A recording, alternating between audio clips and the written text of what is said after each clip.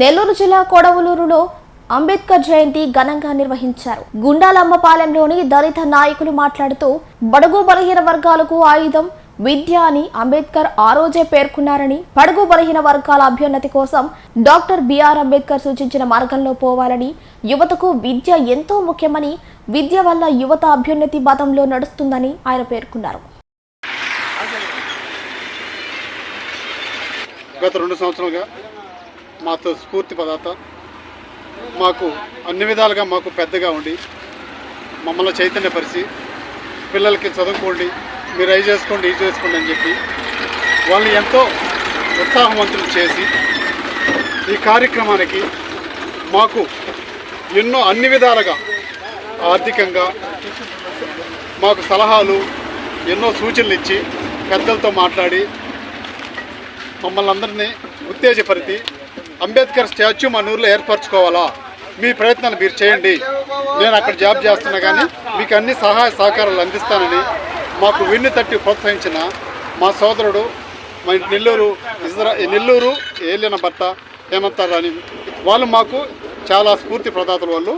వాళ్ళ ప్రోత్సాహంతోనే మా గుండలంపాలెం హరిజనవాడ అంబేద్కర్ స్టాచ్యూ ఎన్నో ఇబ్బందులు ఎదుర్కొని కూడా ఈ అంబేద్కర్ ఏర్పాటు చేయటం విగ్రహాన్ని ఏర్పాటు చేయటకు చాలా ఇబ్బందులు అధిగమించి వారి స్ఫూర్తితో ఏం కాదు అంబేద్కర్ బొమ్మ పెట్టాలి, మనం కొంచెం మంచి పనులు చేసేటప్పుడు కొన్ని అడ్డంకులు వస్తాయి, కీప్ టాప్ మీరు కానీ నేను ఉన్నాను, మీకు అన్ని విధాలుగా సహాయ సహకారాలు నేనుంటానని చెప్పి మమ్మల్ని ప్రోత్సహించి మమ్మల్ని ఒక చైతన్యవంతులు చేసి మా హరిజనవాడకి అంబేద్కర్ గురించి తెలియజేసి మహిళలకు కానీ మన అట్టడుగు వర్గాలైనటువంటి ఎస్సీ ఎస్టీ బీసీ మైనారిటీలు మొదలగు అందరూ వారికి ఈ అంబేద్కర్ గురించి తెలియజేసి చైతన్యవంతులు చేసి ఈరోజు మా వార్డులో కూడా అంబేద్కర్ స్టాచ్యూ పెట్టుకొని ఈ విధంగా అంబేద్కర్ జన్మదిన వేడుకలు చేసుకున్నామంటే అది మాకు పెద్ద దిక్కు అయినటువంటి నెల్లూరు ఏలన్ గారి స్ఫూర్తియే మాకు ప్రధాన అంశం.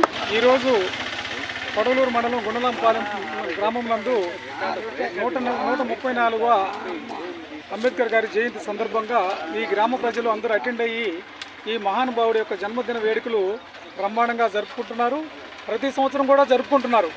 అదే ఈ గ్రామస్తులకి నన్ను ఇక్కడ ఇన్వైట్ చేసినందుకు వీళ్ళందరికీ ఒక ముఖ్యమైన సందేశం, ప్రతి సంవత్సరం అంబేద్కర్ జయంతి అంబేద్కర్ వర్ధంతిని జరుపుకోవడమే కాకుండా ఇక్కడున్న ప్రజలందరూ బాగా చదువుకున్న వాళ్ళు, చదువుకున్న గ్రామం, ఇక్కడ ఉద్యోగస్తులు చాలామంది ఉన్నారు, రిటైర్డ్ అయిపోయిన వాళ్ళు కూడా చాలామంది ఉన్నారు. ఈ అంబేద్కర్ జయంతి రోజున అందరూ వచ్చి కూర్చొని ప్రతి నెల ఒక మీటింగ్ పెట్టుకొని రాజ్యాధికారం వైపు అడుగులు వేసినప్పుడే అంబేద్కర్ గారు చెప్పింది బోధించు సమీకరించు పోరాడన్నాడు. ఈ బోధించడం సమీకరించడం పోరాడాల్సిన అవసరం ఎవరి మీద పోరాడాల్సిన అవసరం లేదు, కానీ ఈ సమీకరించిన వాళ్ళ ఓట్లు వాళ్ళకి వేసుకునే విధంగా చేసుకొని రాజ్యాధికారం వైపు అడుగులు వేయగలిగితే అంబేద్కర్ కన్నా కళలన్నీ నిజం చేసుకున్న వాళ్ళు అవుతారు. కాబట్టి ఇక్కడున్న ప్రజలందరూ, ఈ గ్రామ ప్రజలందరూ ఒక దగ్గర కూర్చోండి, మీరందరూ ఒక రక్తం, మీరు ఒక అన్నదమ్ముళ్ళు, ఎస్సీ ఎస్టీ బీసీ మైనారిటీస్ మీరంతా ఒకటైతే రాజ్యాధికారం మందే. కాబట్టి మనకంటూ ఒక పార్టీ ఉంది, ఆ పార్టీలో మన ఓట్లు మన పార్టీకి వేసుకుందాం, మనం అందరూ రాజ్యాధికారం అడుగులు వేసి ఈ పదవులన్నీ మనమే తీసుకుందాం. కాబట్టి ఇక్కడున్న ప్రజలందరూ ఒక్కసారి ఆలోచించండి, మన బిడ్డల్ని ఆ పదవుల్లో ఊహించుకోండి ఒక్కసారి.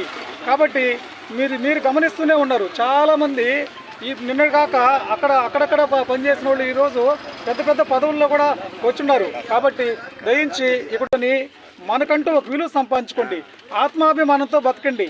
అంతేగాని మీరు ఎక్కడెక్కడికో వెళ్ళి తలకాయ ఉంచుకొని బ్రతికే దానికి మటుకు అలవాటు పడద్దు. ఇప్పటికే ఎన్నో సంవత్సరాలు 75 సంవత్సరాల స్వతంత్రం వచ్చినా కూడా మనం ఇంకా తలగిరుకునే దగ్గరే ఉన్నామంటే మన బ్రతుకులు ఎంతవరకు ఉన్నాయో చూడండి. అంబేద్కర్ గారు మంచి నీళ్లు తాగేదానికే ఎవడో వచ్చి చేతులు నీళ్లు పోసే తాగేదానికి ఎదురు చూసేవాళ్ళు. అదే ఆడవాళ్ళు నీళ్లు పోతే చెరువు దగ్గర అవతల అగ్రవర్ణం అనేవాడు వచ్చి నీళ్లు పోస్తే కానీ వీళ్ళు నీళ్లు తెచ్చుకునేవాళ్ళు, అప్పుడు దాకా ఉండాల్సి వచ్చేది. అలాంటి బ్రతుకులు బతికిన మనం ఈరోజు సూటు బూట్ వేసుకొని మన అంబేద్కర్ చెప్తున్నాడు, ఏమని చెప్తున్నాడు ఆయన, నాలాగా ఉండండి, నాలాగా బట్టలు వేసుకోండి, నాలాగా గౌరవంగా బ్రతకండి అని చెప్తున్నాడు. అదే గాంధీ మహాత్ముడు ఏం చెప్పాడు, ఓసు పెట్టుకోమన్నాడు, మళ్ళీ చదువుకోవద్దు అన్నాడు. అందుకని మన పేదవాళ్ళందరూ చదువు, మనకు ముఖ్య ఆయుధం చదువు ఉద్యోగం ఇవి గౌరవాన్ని తెస్తాయి మనకి సంఘంలో. కాబట్టి ఎక్కడ తలదించుకొని బతకకుండా చదవండి, చదివే మనకు ఆయుధం. కాబట్టి చదివి మన అందరం చైతన్యం చేసి మన వాళ్ళు చాలా పెద్దవాళ్ళందరికీ చెప్పాలి, మనం రాజ్యాధికారం వైపు అడుగులు వేయాలి, మన ఓట్లు మనకి వేసుకుందాం.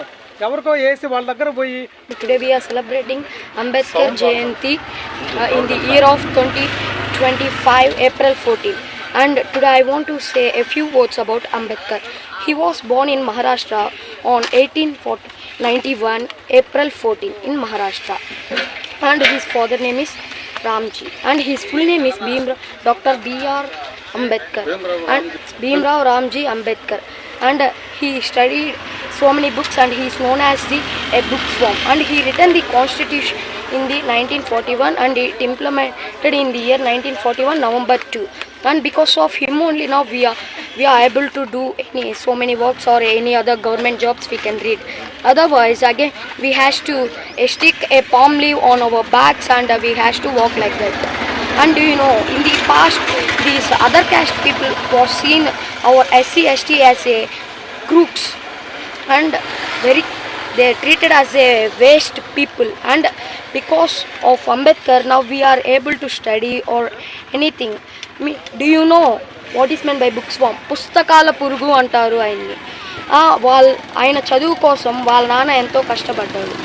ఆయన అంబేద్కర్ ఆఖరాకి స్కూల్లో కూడా రానిచ్చేవాళ్ళు కాదు, క్లాస్ బయటే అనుకొని చదువుకున్నాడు. ఇప్పుడు ఆయన ఇంతలా పొజిషన్లో ఉన్నాడు, మనం ఇక్కడ నిలబడగలుగుతున్నాము అందరి ముందు ఆయన కారణం వల్లే.